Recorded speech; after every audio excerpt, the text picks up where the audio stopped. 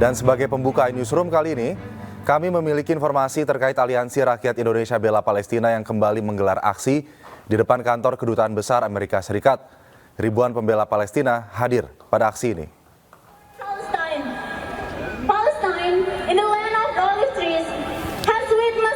Masa pembela Palestina hadir untuk berdoa bersama dan mendukung aksi bela Palestina. Agenda aksi adalah membela Palestina dalam serangan oleh Israel yang terjadi pada 7 Oktober 2023 hingga saat ini. Adapun agenda lainnya terkait penyerangan terhadap pemimpin politik Hamas Ismail Haniyeh dan serangan rudal di Iran. Sebanyak 1.309 pasukan gabungan dari kepolisian disiapkan untuk berjaga di area aksi ini. Selain itu, jalan di 2 titik yaitu kedua arah Kedutaan Besar Amerika Serikat ditutup sementara selama aksi berlangsung.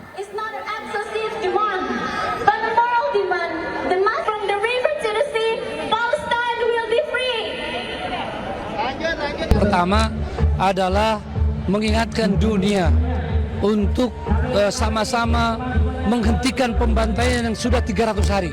Sudah lebih 10 bulan, ya, sudah kurang lebih 10 bulan berlangsung. Itu poin yang paling pertama.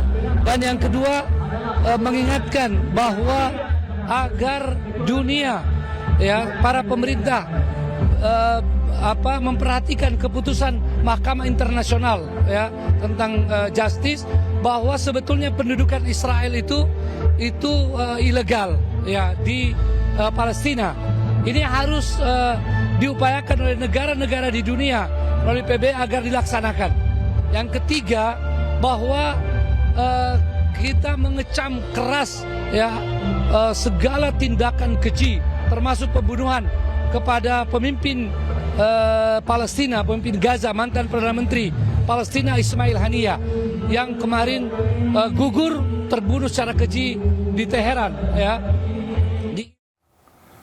Selanjutnya pemirsa, seorang warga dikagetkan dengan munculnya seekor ular sanca yang bersembunyi di dalam kloset kamar mandinya.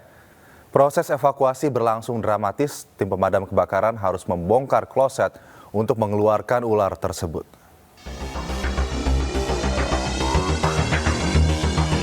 Kepala seekor ular jenis sanca ini tiba-tiba mencuat dan membuat penghuni rumah di Cengkareng, Jakarta Barat panik. Pasalnya, ular ini muncul saat penghuni rumah masuk ke dalam kamar mandi dan hendak menggunakan toilet. Mendapat laporan ini, tim rescue pemadam kebakaran sektor Cengkareng, Jakarta Barat pun langsung mendatangi lokasi. Proses evakuasi berlangsung dramatis, bahkan petugas harus merayap secara perlahan agar ular tidak kembali masuk ke dalam kloset. Namun akhirnya petugas terpaksa harus membongkar kloset untuk menangkap ular sepanjang 3 meter ini.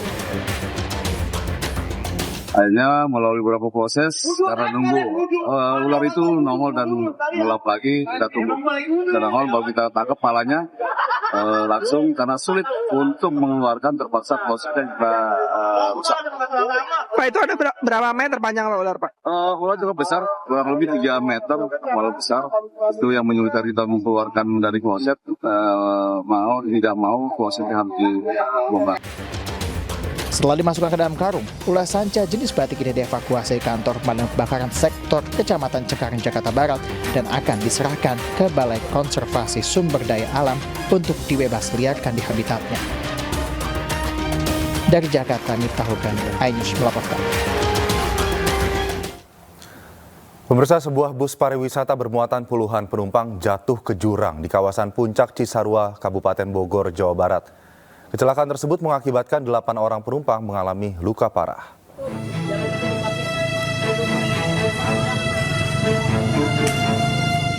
Sebuah bus pariwisata radar kesepuhan bernomor polisi SK7359AJ berpenumpang puluhan orang terjun ke jurang di Kampung Citeko, Panjang, Desa Citeko, Kecamatan Cisarua, Kabupaten Bogor, Jawa Barat. Bus mengangkut puluhan orang berangkat dari Jakarta menuju sebuah villa di kawasan Cidokom, Puncak Cisarua, Bogor. Menurut keterangan saksi, bus melaju dengan kecepatan tinggi saat berada di jalan turunan. Tak mengetahui medan, mengakibatkan bus terjun ke jurang dengan kedalaman 8 meter. Diduga bus mengalami remblong. Sopir berupaya menginjak rem, sekaligus menarik tuas rem, namun upayanya sia-sia, bus tak kunjung berhenti. Akibat peristiwa ini 8 penumpang mengalami luka-luka dan dibawa ke rumah sakit terdekat. Berdasarkan keterangan saksi sih, karena dia tidak menguasai medan, untuk kecepatannya tidak terlalu cepat ya. Jadi penumpang ini mau kemana, dari mana kemana, Mas? Dan Mau dari Jakarta sebetulnya, mau liburan. Kecelakaan bus pariwisata ini ditangani unit Laka Polres Bogor. Sementara sang sopir bus sudah diamankan.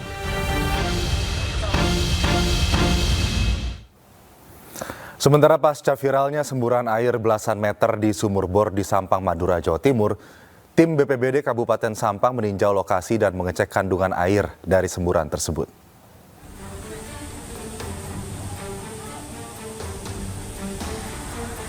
Adalah semburan air di Sampang, Madura, Jawa Timur yang menghebohkan warga.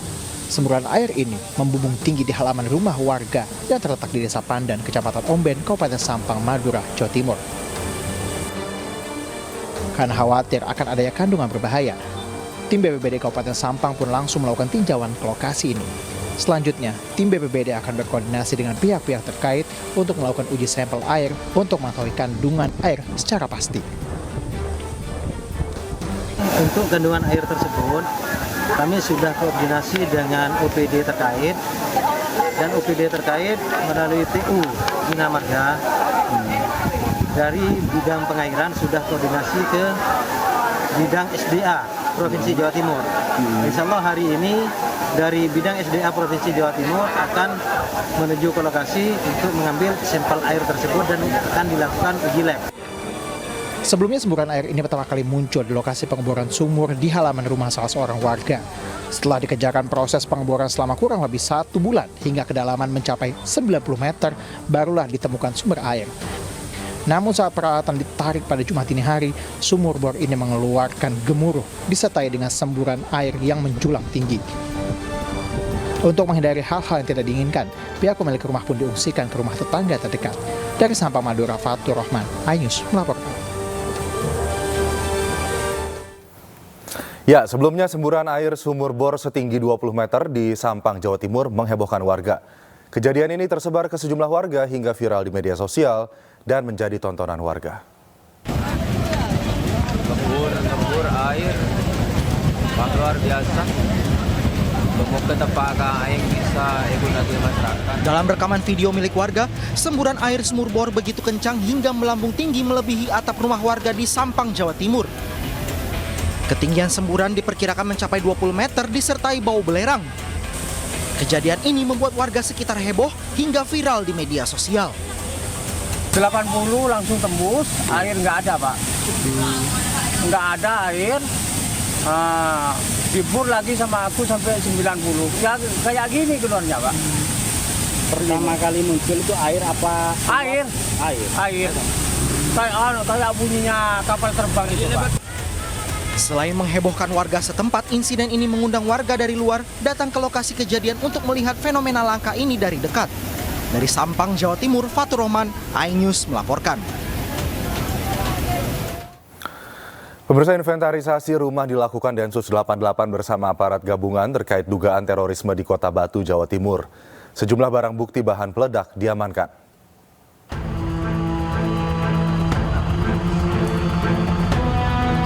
Densus 88 Anti Teror Polri melakukan penyelidikan dugaan terorisme di Kota Batu, Jawa Timur. Total ada 3 orang terduga teroris yang diamankan. Terduga teroris berada di sebuah rumah di Komplek Villa Syariah Bunga Tanjung, Dusun Jeding, Desa Junrejo, Kecamatan Junrejo, Jawa Timur. Petugas gabungan yang terdiri dari Densus 88, Tim Lab 4, dan Jibom Polda Jawa Timur melakukan sterilisasi, pengumpulan barang bukti, dan pengambilan sidik jari dari upaya dugaan terorisme.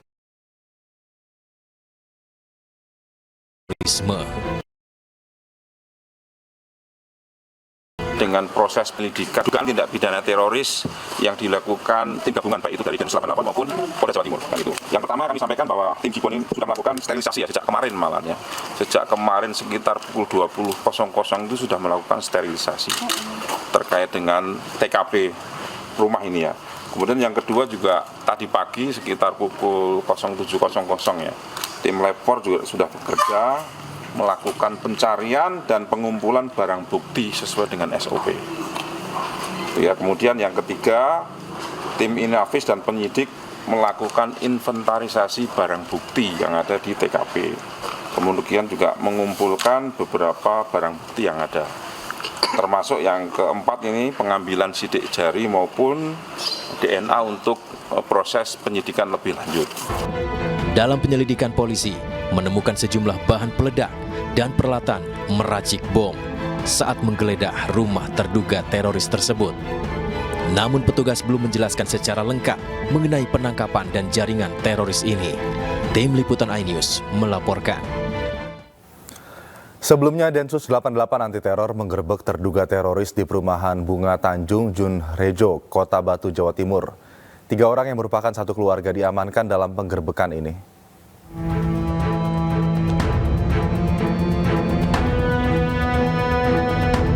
Tim Densus 88 anti teror menggerebek sebuah rumah di Kota Batu, Jawa Timur.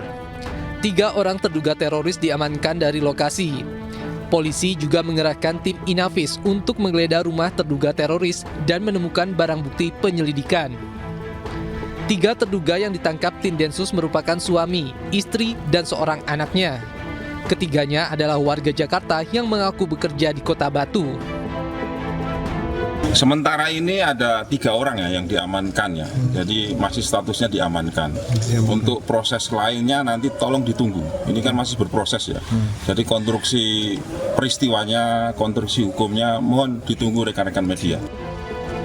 Menurut warga sekitar, ketiga terduga teroris itu tertutup dan tidak bersosialisasi di lingkungan sekitar. Polisi masih terus mencari bukti dan menyita barang untuk keperluan penyelidikan. Tim Liputan iNews melaporkan. Pemirsa, sebuah mobil merah melanggar razia di Jati Kudus menabrak seorang polisi hingga terbawa kap mobil. Aksi tersebut pun direkam oleh beberapa pengguna jalan hingga viral di media sosial. Ya, kita pindah kacar ya. Kita pindah kacar. Gila ya nek si ya itu segila ya. Hati-hati ya.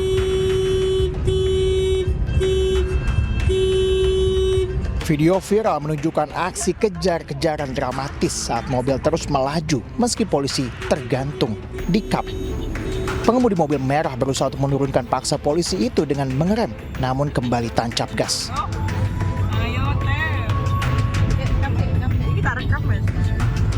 Polisi dibantu pengendara lain, kemudian ikut mengejar mobil berplat nomor K1048C dan berhasil dihentikan di depan perusahaan kertas di Jalan Lingkar Selatan. Saat mobil berhasil dihentikan, sempat terjadi kerusuhan antara 2 penumpang mobil dengan warga sekitar yang diduga kesal akibat aksi ugal-ugalan pengemudi.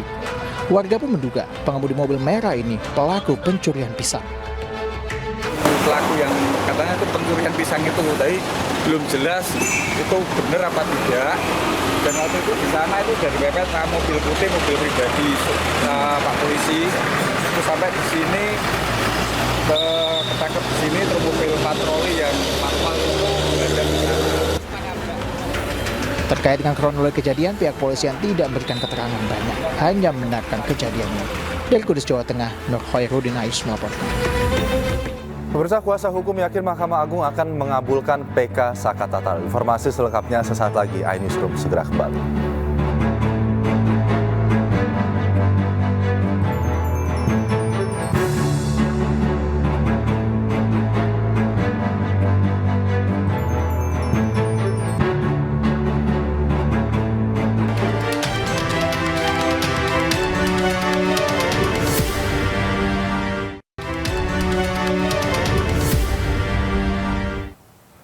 Pemirsa, kembali di iNewsroom, Saka Tatal telah menjalani sidang peninjauan kembali di Pengadilan Negeri Cirebon, Jawa Barat.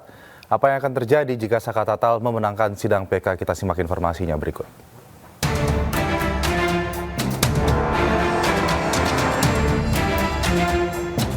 Sidang peninjauan kembali Saka Tatal telah rampung.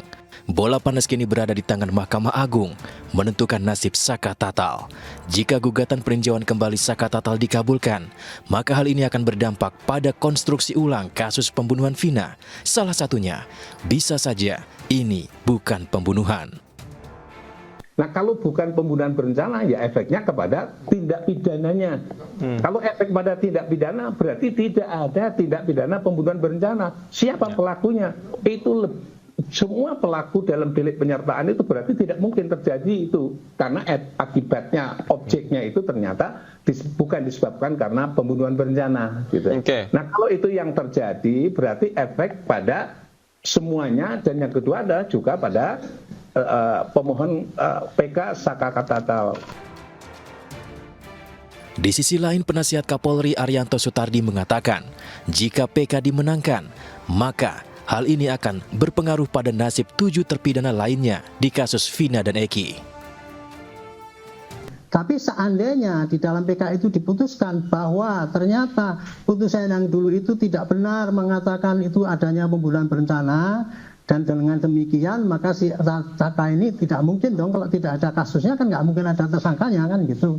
Nah itu bisa jadi nanti yang lain juga ikut terikut gitu. Sebelumnya Saka Tatal menghadirkan 10 bukti baru dalam persidangan serta saksi fakta yang mengetahui kejadian sebenarnya. Akankah nama baik Saka Tatal pulih melalui peninjauan kembali ini? Tim Liputan iNews melaporkan.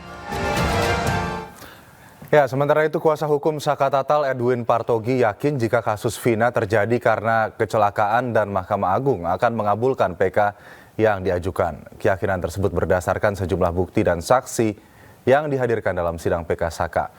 Selain itu, Edwin juga meragukan adanya tindakan pemerkosaan dalam kasus kematian Vina dan Eki.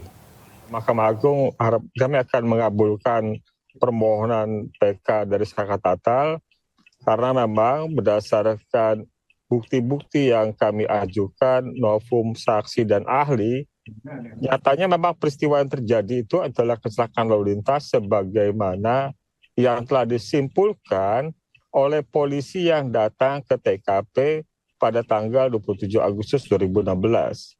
Jadi termasuk juga kalau merujuk pada ahli Pak Prof. Dr. Muzakir dan ahli Dr. Forensik Kudus Hendar yang Dr. Muzakir menekankan pada peristiwa pembunuhan yang harus menjadi rujukan adalah hasil visum. Ya. Apakah hasil visum itu menunjukkan itu atau tidak. Nah, dari penjelasan itu kemudian dipertegas oleh Dr. Forensik Kudus Hendar. Dengan luka-luka yang ada di tubuh Eki dan Vina, luka-luka itu dapat disimpulkan merupakan luka dari kecelakaan. Ya. Kami juga menyinggung soal spekulasi terkait dengan pemerkosaan. Ya. Nah ini sebenarnya jauh lebih penting buat 7 terpidana lainnya. Ya. Gitu loh.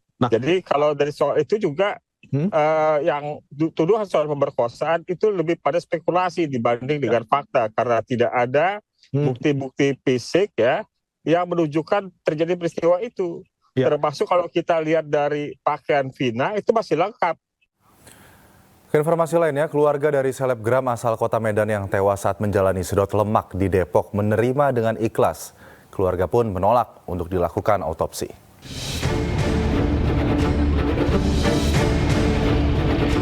Kasus penyelidikan masih bergulir.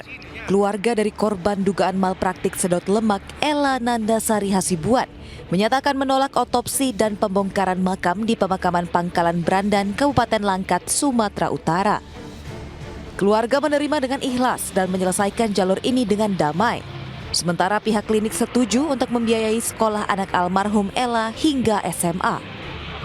Untuk kasus ini jalurnya sudah damai kan saya dengar? Sudah damai dari awal kan. Nah, gimana bisa ceritakan Bang? Karena begini, kami pandang sisi baik mereka mengantarkan jenazah sampai ke rumah duka kami ini. Dan kami terima dengan baik. Iya, jadi kami menerima dengan ikhlas untuk pemakaman jenazah. Terus dokter yang nganganin almarhumah juga? Iya. Maka saya bisa menilai etika baik dia ada. Di tengah kasusnya naik ke tahap penyidikan, kepolisian telah memasang garis polisi di klinik kecantikan WSJ yang berada di kawasan Beji Timur, Kota Depok. Tidak hanya itu, polisi juga menyita sejumlah barang bukti termasuk alat sedot lemak dari klinik kecantikan WSJ. Ini sudah ada 12 orang saksi. Pak, untuk lokasi sendiri seperti apa sekarang kondisinya Pak? lokasi di WSC. Kalau di sana masih ya sekarang tutup ya, karena kan kita kita polis lain, karena ya kita tidak mau nanti ada kegiatan-kegiatan yang dilakukan di sana, sementara memang ada tindak pidana terjadi di sana.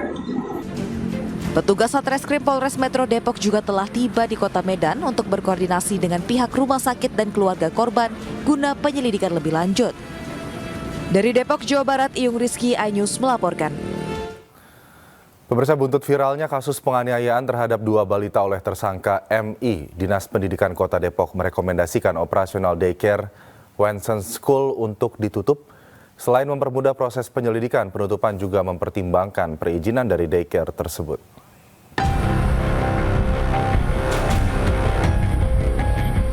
Operasional daycare hingga PAUD Wensen School ditutup sesuai rekomendasi Dinas Pendidikan Kota Depok. Namun hingga saat ini, Dinas Pendidikan Kota Depok belum menginventarisir daycare lain yang juga tidak memiliki izin.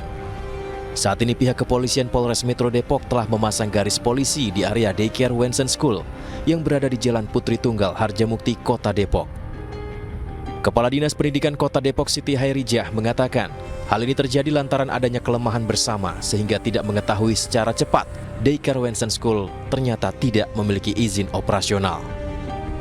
Daycare ini memang tidak berizin, ya.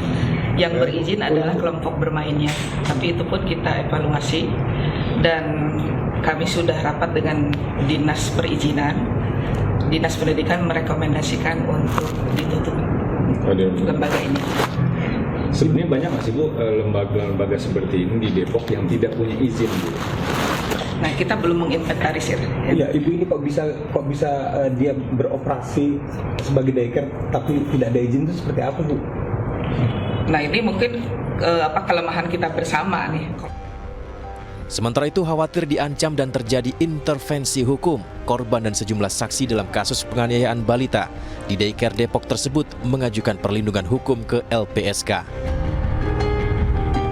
Kasus yang menarik perhatian, apalagi menyangkut mengenai anak, menyangkut mengenai lembaga pendidikan ya dan lain-lain, ini menjadi perhatian kita semua. Harapannya adalah kita tetap bisa mendampingi proses ini, ya, memberikan perhatian.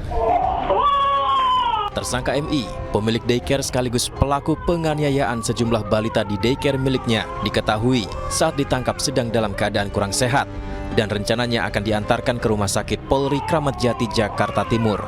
Apalagi tersangka ternyata dalam kondisi hamil 4 bulan. Dari Depok, Jawa Barat, Iyung Rizky, iNews melaporkan. Pemirsa, Partai Golkar resmi mengusung Deddy Mulyadi untuk maju menjadi calon gubernur Jawa Barat. Informasi selengkapnya kami hadirkan sesaat lagi. Tetap di iNewsroom.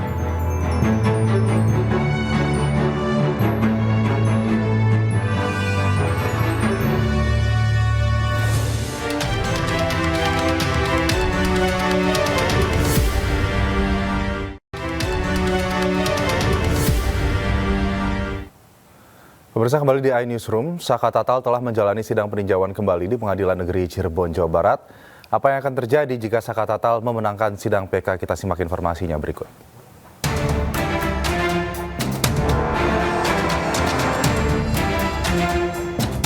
Sidang peninjauan kembali Saka Tatal telah rampung. Bola panas kini berada di tangan Mahkamah Agung menentukan nasib Saka Tatal. Jika gugatan peninjauan kembali Saka Tatal dikabulkan, maka hal ini akan berdampak pada konstruksi ulang kasus pembunuhan Vina. Salah satunya, bisa saja ini bukan pembunuhan. Nah, kalau bukan pembunuhan berencana, ya efeknya kepada tindak pidananya. Kalau efek pada tindak pidana, berarti tidak ada tindak pidana pembunuhan berencana. Siapa pelakunya? Itu semua pelaku dalam delik penyertaan itu berarti tidak mungkin terjadi itu, karena akibatnya objeknya itu ternyata bukan disebabkan karena pembunuhan berencana gitu. Nah, kalau itu yang terjadi berarti efek pada semuanya, dan yang kedua adalah juga pada pemohon PK Saka Tatal. Di sisi lain, penasihat Kapolri Arianto Sutardi mengatakan, jika PK dimenangkan, maka hal ini akan berpengaruh pada nasib 7 terpidana lainnya di kasus Vina dan Eki. Tapi seandainya di dalam PK itu diputuskan bahwa ternyata putusan yang dulu itu tidak benar mengatakan itu adanya pembunuhan berencana, dan dengan demikian maka si tersangka ini tidak mungkin dong, kalau tidak ada kasusnya kan nggak mungkin ada tersangkanya kan gitu. Nah itu bisa jadi nanti yang lain juga ikut terikut gitu. Sebelumnya Sekatatal menghadirkan 10 bukti baru dalam persidangan serta saksi fakta yang mengetahui kejadian sebenarnya. Akankah nama baik Sekatatal pulih melalui peninjauan kembali ini? Tim Liputan iNews melaporkan. Ya, sementara itu kuasa hukum Sekatatal Edwin Partogi yakin jika kasus Vina terjadi karena kecelakaan dan Mahkamah Agung akan mengabulkan PK yang diajukan. Keyakinan tersebut berdasarkan sejumlah bukti dan saksi yang dihadirkan dalam sidang PK Saka. Selain itu, Edwin juga meragukan adanya tindakan pemerkosaan dalam kasus kematian Vina dan Eki. Mahkamah Agung kami akan mengabulkan permohonan PK dari Sekatatal karena memang berdasarkan bukti-bukti yang kami ajukan, novum, saksi, dan ahli, nyatanya memang peristiwa yang terjadi itu adalah kecelakaan lalu lintas sebagaimana yang telah disimpulkan oleh polisi yang datang ke TKP pada tanggal 27 Agustus 2016. Jadi termasuk juga kalau merujuk pada ahli Pak Prof. Dr. Muzakir dan ahli Dr. Forensik Budi Suhendar yang Dr. Muzakir menekankan pada peristiwa pembunuhan yang harus menjadi rujukan adalah hasil visum. Apakah hasil visum itu menunjukkan itu atau tidak. Nah, dari penjelasan itu kemudian dipertegas oleh Dr. Forensik Budi Suhendar. Dengan luka-luka yang ada di tubuh Eki dan Vina, luka-luka itu dapat disimpulkan merupakan luka dari kecelakaan. Kami juga menyinggung soal spekulasi terkait dengan pemerkosaan. Nah ini sebenarnya jauh lebih penting buat 7 terpidana lainnya. Gitu loh. Jadi kalau dari soal itu juga yang tuduhan soal pemerkosaan itu lebih pada spekulasi dibanding dengan fakta karena tidak ada bukti-bukti fisik ya yang menunjukkan terjadi peristiwa itu. Termasuk kalau kita lihat dari pakaian Vina itu masih lengkap. Informasi lainnya, keluarga dari selebgram asal kota Medan yang tewas saat menjalani sedot lemak di Depok menerima dengan ikhlas. Keluarga pun menolak untuk dilakukan autopsi.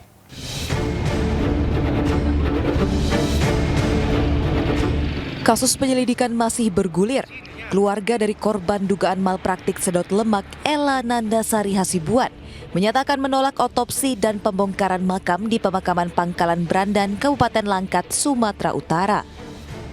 Keluarga menerima dengan ikhlas dan menyelesaikan jalur ini dengan damai. Sementara pihak klinik setuju untuk membiayai sekolah anak almarhum Ella hingga SMA. Untuk kasus ini jalurnya sudah damai kan saya dengar? Sudah damai dari awal kan. Nah, gimana bisa ceritakan Bang? Karena begini, kami pandang sisi baik mereka mengantarkan jenazah sampai ke rumah duka kami ini. Dan kami terima dengan baik. Iya, jadi kami menerima dengan ikhlas untuk pemakaman jenazah. Terus dokter yang ngangani almarhumah juga? Iya. Maka saya bisa menilai etika baik dia ada. Di tengah kasusnya naik ke tahap penyidikan, kepolisian telah memasang garis polisi di klinik kecantikan WSJ yang berada di kawasan Beji Timur, Kota Depok. Tidak hanya itu, polisi juga menyita sejumlah barang bukti termasuk alat sedot lemak dari klinik kecantikan WSJ. Ini sudah ada 12 orang saksi. Pak, untuk lokasi sendiri seperti apa sekarang kondisinya Pak? Lokasi di WSJ. Kalau di sana masih ya sekarang tutup ya karena kan kita kita polis lain karena ya kita tidak mau nanti ada kegiatan-kegiatan yang dilakukan di sana sementara memang ada tindak pidana terjadi di sana. Petugas Satreskrim Polres Metro Depok juga telah tiba di Kota Medan untuk berkoordinasi dengan pihak rumah sakit dan keluarga korban guna penyelidikan lebih lanjut. Dari Depok, Jawa Barat, Iyung Rizky, iNews melaporkan. Pemirsa, Partai Golkar resmi mengusung Deddy Mulyadi untuk maju menjadi calon gubernur Jawa Barat. Informasi selengkapnya kami hadirkan sesaat lagi. Tetap di iNewsroom.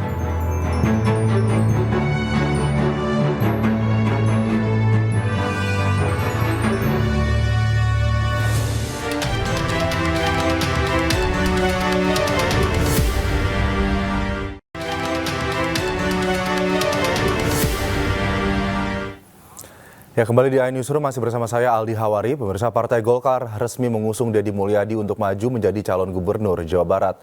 Hal ini semakin menguatkan sinyal dukungan terhadap Ridwan Kamil untuk bersaing dengan Anies Baswedan di Pilkada Jakarta. Dukungan Golkar terhadap Deddy Mulyadi di Pilgub Jabar semakin menguatkan sinyal jika Ridwan Kamil akan bertarung memperebutkan kursi nomor 1 di Jakarta. Meski demikian, Ketua Umum Golkar Erlangga Hartarto masih enggan menyebut secara langsung terkait dukungannya kepada Ridwan Kamil di Pilkada Jakarta. Deddy Mulyadi pun berterima kasih atas dukungan dari Partai Golkar terhadap dirinya di Pilgub Jabar. Selanjutnya, Deddy akan meminta persetujuan dari Ketua Umum Gerindra Prabowo Subianto. Deddy Mulyadi juga menyebut sudah berkomunikasi dengan partai di Koalisi Indonesia Maju dan akan menerima pinangan Golkar sesuai dengan keputusan partai koalisi.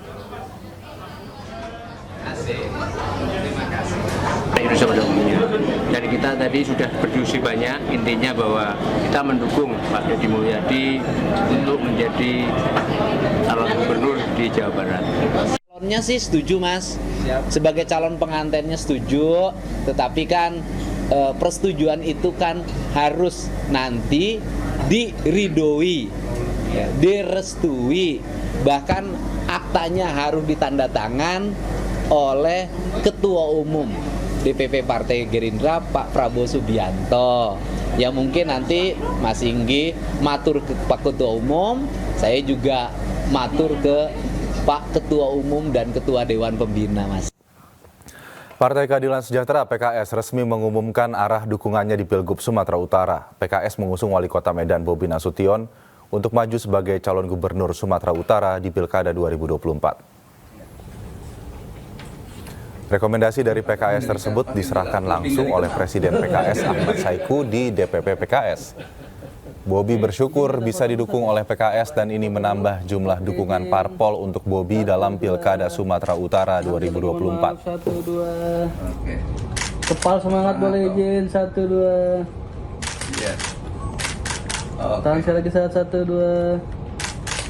Oke, cukup. Sementara PLT Ketua Umum Partai Persatuan Pembangunan atau P3 Muhammad Mardiono membuka kegiatan musyawarah kerja wilayah atau Mukerwil ke-1 DPW P3 Jawa Timur. Dalam kesempatan ini Mardiono meminta seluruh kader di Jatim untuk bersatu dalam memenangkan pasangan Khofifah Indar Parawansa dan Emil Dardak.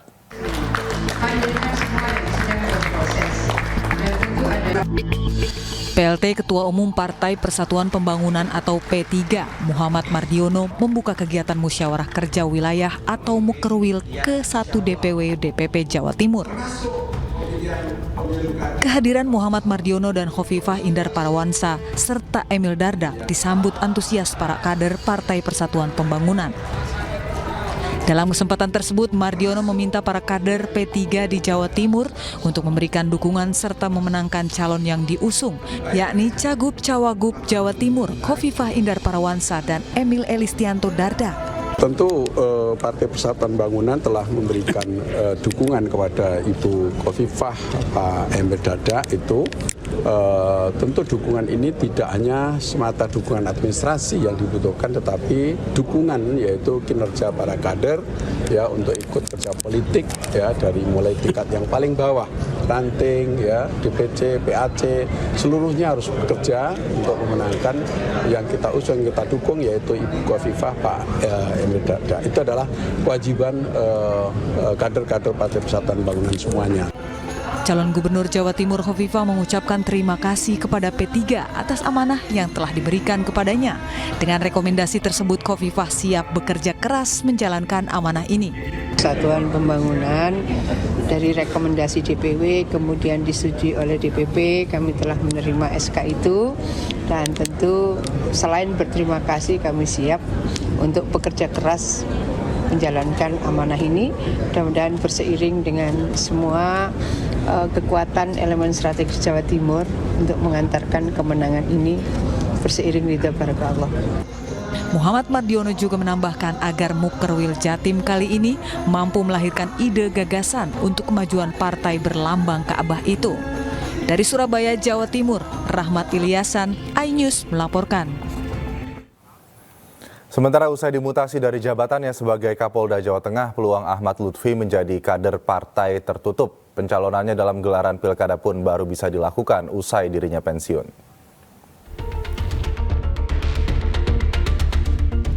Usai dimutasi dari jabatannya, Ahmad Lutfi mendapatkan kenaikan pangkat menjadi Komjen. Ahmad Lutfi juga mendapat penugasan di Kementerian Perdagangan. Dengan adanya penugasan ini, Ahmad Lutfi tidak boleh menjadi kader partai. PAN pun membantah menerima Ahmad Lutfi sebagai kadernya. Saya bilang enggak. Jadi beliau itu ya jadi Irjen Kemendak. Dah. Kader PAN enggak ya Pak? Kalau pegawai Irjen mana bisa jadi kader itu mana boleh. Setelah pensiun mungkin Pak ada kemungkinan. Ya kalau beliau bersedia jadi calon gubernur kan kita dukung semua. Iya. Rencana Ahmad Lutfi akan maju dalam kontestasi Pilkada Jawa Tengah usai mengajukan pensiun dini. Saat ini, Ahmad Lutfi telah mengantongi dukungan dari Partai Gerindra dan Golkar. Bahkan Gerindra sudah mengeluarkan keputusan untuk mendukung Ahmad Lutfi pada Pilkada Jawa Tengah 2024. Masalah dukungan kan siapapun boleh, dari partai, dari relawan dan lain sebagainya. Tapi kan secara resmi kita kan belum. Tapi prinsip ini semuanya kita hargai bahwa inilah dinamika masyarakat yang perlu ada ya. Nanti kalau secara resmi nanti akan kita sampaikan pada saat saya nanti sudah resmi untuk mencalonkan. Selama ini kan banyak kali di sini Pak mendorong Pak banyak ya, kita mengucapkan terima kasih bahwa itu kan suatu spirit ya yang kita bisa jalan nanti tapi sekarang kan belum. Sementara PDI Perjuangan akan mengajukan calonnya sendiri. Nama mantan Panglima Andika Perkasa diprediksi bisa melawan Ahmad Lutfi dan Kaisang Pangarep di Jawa Tengah. Dalam survei terbaru di Pilkada Jawa Tengah, Andika Perkasa memuncaki hasil survei. Mantan Panglima ini memimpin cukup jauh dengan 34,7%. Sementara Kaisang Pangarep berada di posisi kedua dengan 18,3%. Sedangkan Ahmad Lutfi berada di posisi ketiga dengan 13,1%. Tim Liputan iNews melaporkan. Pemirsa, Wakil Presiden RI terpilih Gibran Rakabuming Raka belusukan ke Rumah Susun Keputih, Surabaya, Jawa Timur. Warga rusun memanfaatkan momen tersebut dengan foto bersama serta mengeluarkan curahan hati mereka soal kondisi rusun dan pendidikan anak-anak mereka.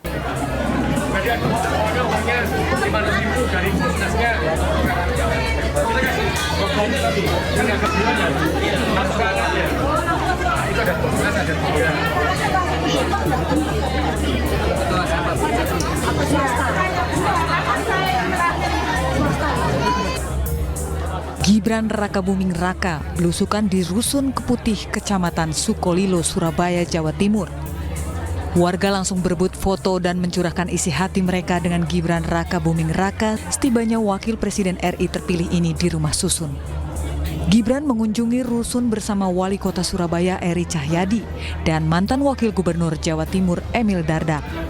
Dalam kesempatan tersebut juga dimanfaatkan Gibran untuk berdialog serta mendengarkan keluhan warga. Beragam unek-unek pun disampaikan warga kepada mantan Wali Kota Solo ini. Kami minta koperasi di sini kan belum ada koperasi. Untuk pasar juga jauh layanan, jadi ada koperasi yang sedia sembako, terus simpan pinjam untuk warga yang murah, harganya yang terjangkau. Cuman itu, terus taman bacaan supaya disuplai buku-buku. Jadi meskipun kita ada di kalangan bawah, anak-anaknya tetap pinter gitu loh Mas, tidak kalah dengan yang di luar. Sementara Gibran menyebutkan bahwa masukan dari warga sudah ditampung dan akan dicoba untuk direalisasikan bersama Wali Kota Surabaya. Ada beberapa masukan dari penghuni rusun, nanti kami tidak lanjut ya, tadi sudah ditampung oleh Pak Wali Kota ya. Terima kasih ya. Berapa terkait dengan program-program ini ya, nanti kami koordinasikan dengan provinsi juga, karena PIP ini program yang dari itu langsung dari DPR RI. Jadi tidak berhubungan dengan Pemkot. Kalau pemerintah kota itu terkait dengan Kopda dan Buknas. Sebelumnya, dalam kunjungannya di Surabaya, Gibran Rakabuming Raka mengunjungi SDN Lampis Ngasem 3 untuk melihat langsung uji coba makan siang gratis. Dari Surabaya, Jawa Timur, Yuda Prawira, iNews melaporkan. Pemirsa, seorang bocah kelas 1 SD membawa kabur mobil dan menabrak sejumlah kendaraan di kawasan Kemang, Jakarta Selatan. Informasi selengkapnya saat lagi, tetap di iNewsroom.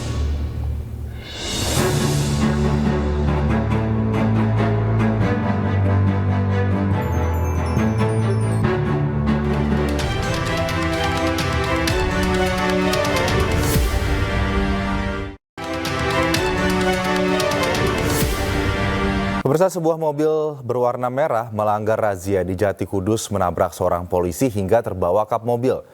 Dan aksi tersebut pun direkam oleh beberapa pengguna jalan hingga viral di media sosial.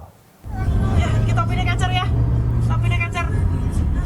Gila sih anak si gila itu si gila ya. Hati-hati. Video viral ini menunjukkan aksi kejar-kejaran dramatis saat sebuah mobil terus melaju meski ada polisi yang tersangkut di kap mobil. Pengemudi mobil berusaha untuk menurunkan paksa polisi tersebut dengan mengerem, namun kemudian kembali tancap gas. Polisi dibantu pengendara lain ikut mengejar mobil dan berhasil menghentikannya di depan perusahaan kertas di Jalan Lingkar Selatan.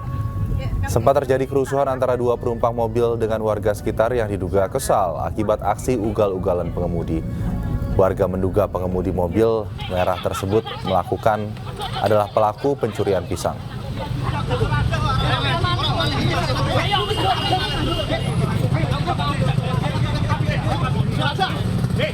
Katanya itu pencurian pisang itu, tapi belum jelas itu benar apa tidak.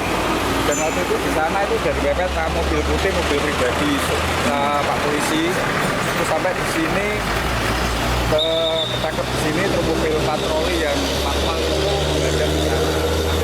Wakil Menteri ATR BPN Raja Juli Antoni tengah disorot. Pasalnya Raja Juli berbicara saat Menteri PUPR Basuki Hadi Mulyono tengah menjawab pertanyaan wartawan dalam sebuah konferensi pers.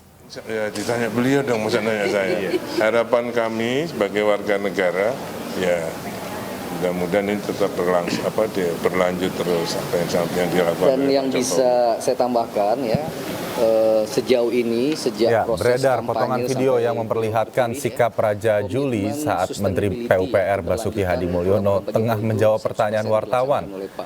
Hal itu bermula ketika Basuki ditanya perihal Presiden dan Wakil Presiden terpilih bakal berkantor di IKN atau tidak. Dalam video ini Menteri Basuki yang belum selesai bicara tiba-tiba dipotong oleh Raja Juli yang ada di sampingnya. Sikap ini pun mengundang sorotan publik. Mudah-mudahan ini tetap berlanjut terus apa yang dilakukan. Dan yang bisa saya tambahkan ya, sejauh ini sejak proses kampanye sampai beliau terpilih ya, komitmen sustainability ya, keberlanjutan program-program Pak Jokowi itu 100% dilaksanakan oleh Pak Prabowo maupun Mas Gibran, termasuk IKN. Jadi nggak boleh ada keraguan politik bahwa dua pimpin pucuk kita itu akan meneruskan. Sementara itu sidang Kabinet Perdana di Ibu Kota Nusantara akan digelar pada 12 Agustus 2024. Seluruh Menteri Kabinet Indonesia Maju dijadwalkan hadir.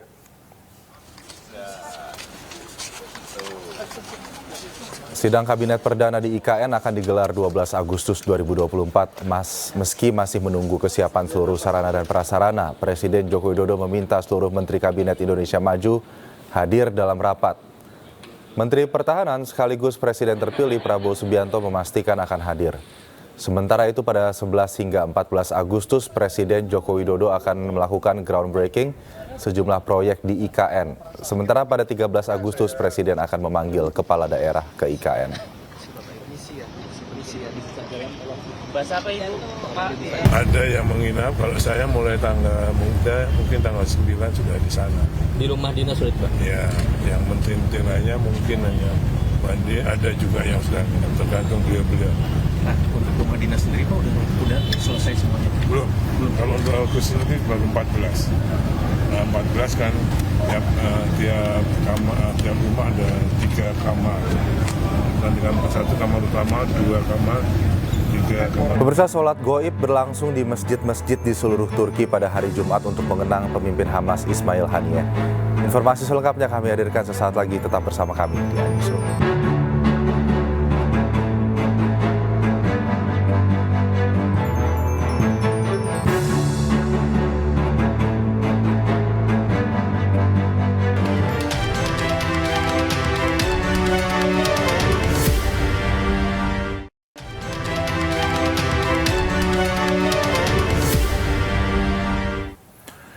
Pemirsa, Aliansi Rakyat Indonesia Bela Palestina ARI BP kembali menggelar aksi di depan kantor Kedutaan Besar Amerika Serikat. Ribuan pembela Palestina hadir pada aksi ini.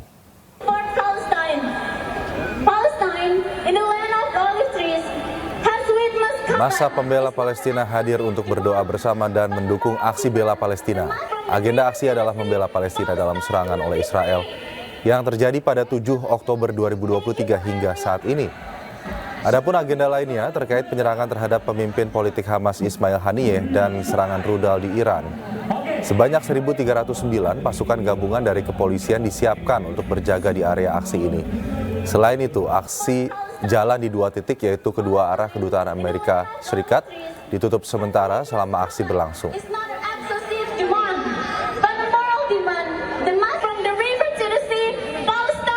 Pertama adalah mengingatkan dunia untuk sama-sama menghentikan pembantaian yang sudah 300 hari. Sudah lebih 10 bulan ya, sudah kurang lebih 10 bulan berlangsung. Itu poin yang paling pertama. Dan yang kedua mengingatkan bahwa agar dunia ya, para pemerintah memperhatikan keputusan Mahkamah Internasional ya tentang justice, bahwa sebetulnya pendudukan Israel itu ilegal ya di Palestina. Sementara puluhan massa aksi dari Ormas Islam Poros Al-Quds Makassar berunjuk rasa mengecam tindakan keji atas pembunuhan pemimpin Hamas Ismail Haniyeh.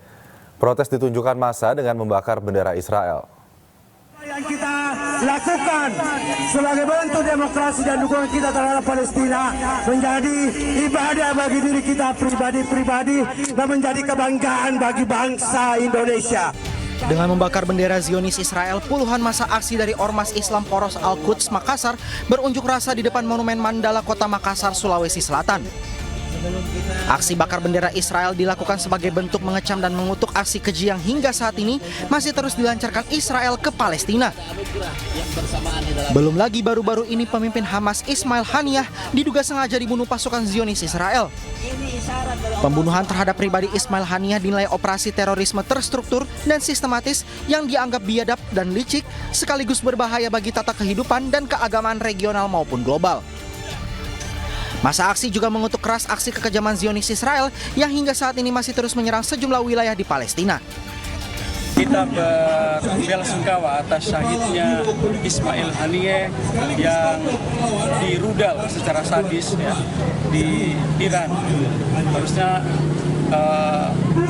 kalau memang mau melakukan perang, tidak melakukan kejahatan terorisme seperti itu. Ya. Yang kedua, kegiatan ini untuk menjelaskan kepada masyarakat bahwa saat sekarang ini PBB pun tidak mempunyai kekuatan untuk kemudian menghentikan genosida yang berlangsung lama ini yang dilakukan oleh Israel. Massa juga terus menyuarakan kepada umat Islam di Indonesia agar bersikap waspada serta terus menguatkan persatuan dan persaudaraan agar tidak mudah terpancing dan memboikot produk-produk Israel sebagai bentuk dukungan terhadap negara Palestina. Dari Makassar, Sulawesi Selatan, Yoel Yusfin, iNews melaporkan.